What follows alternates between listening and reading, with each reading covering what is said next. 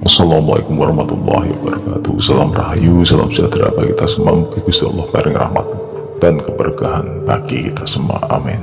Nah, kali ini Mbah Mul ingin membahas tentang apa yang namanya juru kunci atau yang biasa disebut kuncen atau kekuncen ya.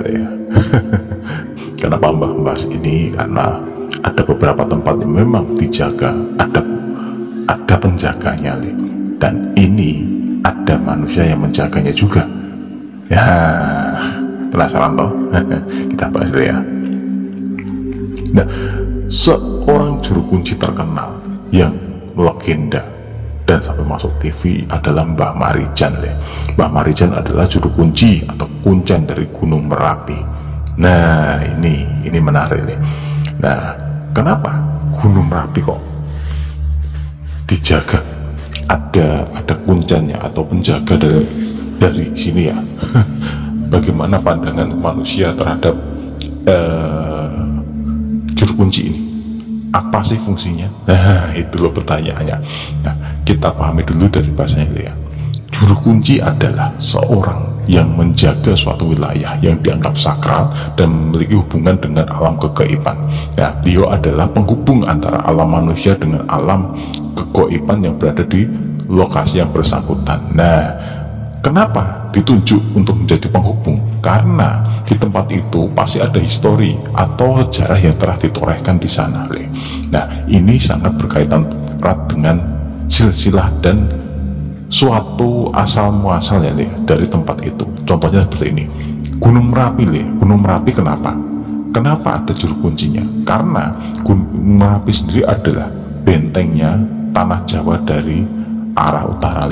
Nah, bentengnya Keraton Mataram ya, dari arah utara. Nah, awal mula dari adanya Gunung Merapi itu adalah karena Merapi sendiri adalah dianggap sebagai peran pentingnya keraton. Nah, di situ juga ada penghuninya. Nah, penghuni adalah bangsa gaib yang memang berhubungan juga dengan Ratu Selatan ya, Laut Selatan. Nah, ini kita akan bahas lagi di video selanjutnya ya. Nah, karena adanya penghuni di situ yang sering berhubungan dengan manusia, berinteraksi dengan manusia, tentu saja di situ adanya penghubung yang namanya juru kunci atau kuncen. Nah, disinilah fungsinya juru kunci itu, karena tidak semua juru kunci ini atau tidak semua manusia yang menghubungi bisa berhubungan langsung dengan makhluk-makhluk yang di dalam area yang dijaga itu, sampai Gunung Merapi atau mungkin tempat lain atau mungkin kuburan keramat dan sebagainya. Loh, kenapa mereka berhubungan dengan manusia, Mbah? Kok bisa berhubungan dengan manusia? Nah, ini kita paham lebih dalam ya. Tidak sembarangan untuk memahaminya, nanti takutnya kan dimusyrik-musyrikan ya. Nah, gini, yang namanya suatu tempat itu memiliki nilai sejarah. Sama kita ambil tadi adalah Gunung Merapi. Kita ambil lagi contoh adalah kuburan keramat dari seumpama adalah waliullah ya, atau mungkin situs wali, atau mungkin pesanggerahan, atau mungkin yang disebut petilasan. Nah, kita akan petilasan saja. Petilasan itu setiap yang dijaga oleh juru kuncinya pasti memiliki nilai histori dan memiliki suatu penunggu. Nah, penunggu di sini adalah makhluk gaib yang memang karena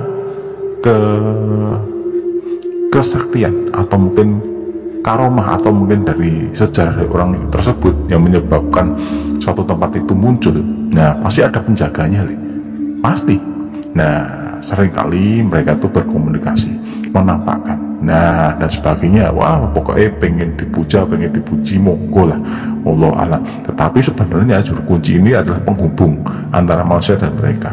Nah, sebenarnya yang benar itu adalah juru kunci atau kuncen ini fungsinya adalah meluruskan atau menghubungkan agar manusia itu eling akan asal muasal dari tempat itu. Jadi seumpama gini, ada orang mau berziarah ke makam ulama atau mungkin tokoh yang dianggap keramat. punya kelebihan. Nah, di situ ia minta-minta. Tentu saja beliau sudah meminta izin pada juru kunci dengan tujuan mau ada hajat. Nah, disinilah sebenarnya peran juru kunci ini. Nah, ketika beliau ini mau ada hajat, ya, juru kunci ini sebenarnya kan menghubungkan. Nah, kalaupun mereka tidak bisa menghubungkan, maksudnya tidak punya kemampuan batiniah, ya, juru kunci inilah yang menghubungkan. Nah, takutnya apa? Diarahkan ke hal yang macam-macam, atau pembeloan akidah, atau mungkin yang namanya nanti hal-hal jaluk-jaluk lah, macam-macam itu. Nah, sebenarnya seperti itu. Terus kenapa juru kunci ini berperan penting? Karena apa? Kadang manusia itu mintanya juga macam-macam deh. Di situ minta kaya, minta kesaktian, minta benda, semacam-macam lah, bersifat keduniaan. Padahal orang itu datang ke tempat yang dianggap ada legenda, sejarah, dan kuburan yang punya sejarah loh ya. Itu tujuan itu satu, eling mati, eling akan sejarah masa lalu yang memang berhubungan tempat itu, eling akan adanya Gusti Allah, karena orang yang sakti pun akhirnya meninggal, akan mati, binasa. Nah, ini seperti itu, bukan untuk meminta-minta, karena apapun yang di situ, makhluk-makhluk gaib yang di situ itu juga mereka juga tidak bisa apa-apa nih. Membantu pun juga dalam arti ya nggak membantu, rezeki itu raiso, kecuali ngambil ke barang terus diambil, ya insya Allah bisa, tapi kan itu tidak seperti itu. Kalau minta rezeki ya hak prerogatif yang punya rezeki tuh.